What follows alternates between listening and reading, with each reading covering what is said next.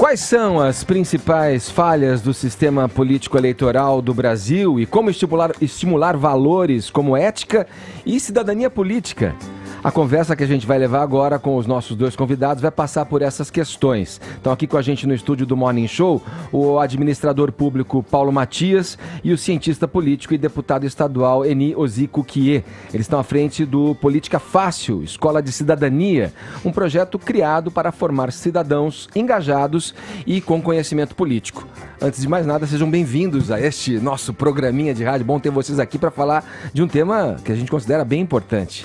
Bom dia Edgar, bom dia a todos. Bom dia Edgar, bom dia a todos, prazer estar aqui com vocês. Vamos lá, dá para começar assim de uma maneira geral, o brasileiro ele entende pouco de política, ou ele está num processo de iniciar ali um engajamento, um interesse pelo assunto?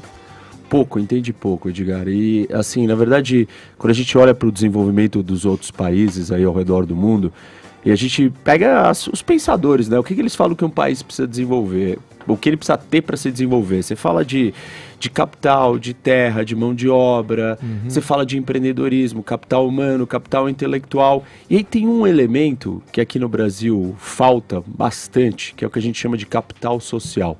E o que é capital social? É a sociedade junta, trabalhando para o país caminhar para frente. E tem uma passagem interessante do livro do Warren Buffett, que ele comenta que se ele tivesse nascido ou no Peru ou em Bangladesh, ele jamais teria alcançado o sucesso que ele teve. Então, ou seja, uma sociedade, da forma como ela está organizada e como as pessoas atuam e trabalham e estão engajadas pelo coletivo, pelo todo, pela comunidade, muda se o país dá certo ou não. E aqui no Brasil a gente tem um capital social baixo.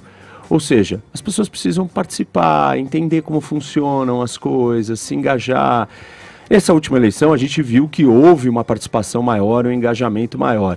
Eu falo que essa é a primeira onda, mas se a gente não qualificar, trazer qualidade para o debate, e só, eu participo, eu me engajo, eu faço parte da torcida X ou Y, não vai dar certo. Falando em torcida, o Warren Buffett, se tivesse nascido aqui no Brasil, então teria pensado o mesmo?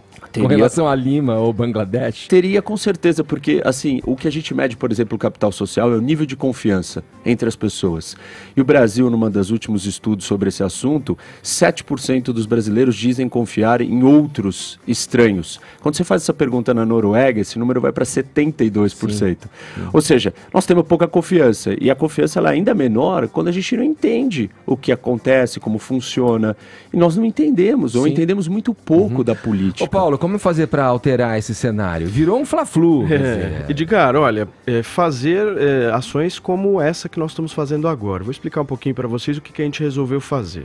O Reni e eu identificamos como um dos maiores problemas do Brasil a falta de educação política. E quando a gente se refere à educação política, a gente está se referindo a um mundo em que a gente só vê por jornal, na televisão, mas de uma forma absolutamente rasa.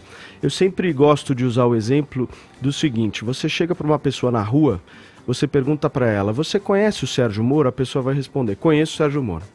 Aí você faz a segunda pergunta para ela, você sabe aonde o Sérgio Moro está? Ele trabalha com o quê? Ele é ministro lá do Bolsonaro. Aí você faz a terceira pergunta para a pessoa, tudo bem, e o que faz o Ministério da Justiça que o Sérgio Moro é o ministro? Aí complica. A pessoa trava. Então, o que isso traduz para nós? Que há um conhecimento político no Brasil absolutamente raso. E conhecimento político raso não vai nos levar ao desenvolvimento que a gente tanto quer. A gente viu o Brasil passar por mudanças significativas a partir de 2013. 2013 começa mesmo o fim da apatia da população, né? Nós passamos anos e anos e anos de uma população absolutamente apática. Parecia que política não era com ela, que a coisa realmente não fazia sentido para ela e que ela não queria participar e nem muito menos fazia questão de entender. Aí, a partir de 2013, a gente vem tendo vários movimentos, o processo de impeachment da ex-presidente Dilma culminou também no engajamento maior das pessoas, a politização toda dos processos que estão rolando, as prisões, Lava Jato, enfim, isso trouxe a política para o noticiário e, obviamente, para o dia a dia das pessoas. Agora, qual é o próximo passo que nós identificamos? É o da capacitação, é o da qualificação, ou seja, você pode acreditar e ter a sua crença e defender aquilo que você quiser, mas você precisa saber o que você está falando. Desculpa, só para... Eu vou passar a abrir a roda aqui, mas só para tocar nesse ponto aí, mas você não está exigindo que o cidadão tenha um comportamento que deveria ser do agente público que opta por essa vida? Porque o que eu quero dizer é o seguinte, o cidadão sabe o que é certo e o que é errado. Quem roubou, quem não roubou, quem está agindo bem, quem está agindo mal, ele tem essa noção, essa percepção a partir das coisas, obviamente, que ele vai ler e se aprofundar nas matérias jornalísticas e tal. Aí tem uma outra discussão que desdobra aí para o papel da imprensa, que já usamos como hashtag aqui, inclusive no programa, né? Da imprensa, de uma imprensa vigilante, de uma empresa que é crítica, para usar a frase célebre do Milor, né? Jornalismo que tem que ser oposição, senão é tudo, é um armazém de secos e molhados, lá que ele faz essa brincadeira. Mas assim, o que eu quero dizer é o seguinte, talvez isso devesse ser exigido, Paulo, para quem faz a opção em ingressar num cargo público, para se transformar num agente público, que deva ter esse conhecimento. Porque pro cidadão, ele quer a condição de poder trabalhar, de poder fazer a atividade dele de forma justa, honesta, não ser onerado em demasia por isso, não ser taxado em demasia por isso.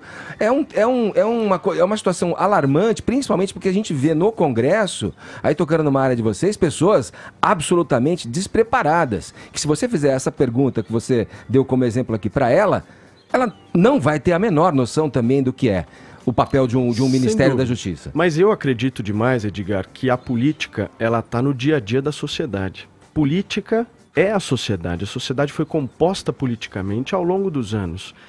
E a sociedade, na nossa avaliação, ela precisa se aprofundar nisso. Eu concordo com você que esses conhecimentos técnicos absolutamente específicos talvez não seja necessário, mas vou te dar um exemplo do que na nossa avaliação é necessário. O cidadão entender como é que é o sistema eleitoral no Brasil. Sim. Ou seja, ele vai lá depositar o seu voto, certo? Uhum. E ele não sabe a regra do jogo? Então, o voto dele talvez possa estar indo numa outra frente que ele nem imagina. Ele possa estar elegendo pessoas que ele nem imagina depositando voto naquela determinada pessoa. Ele precisa de conhecimento, ele precisa de educação política nesse sentido. E é isso que a gente defende.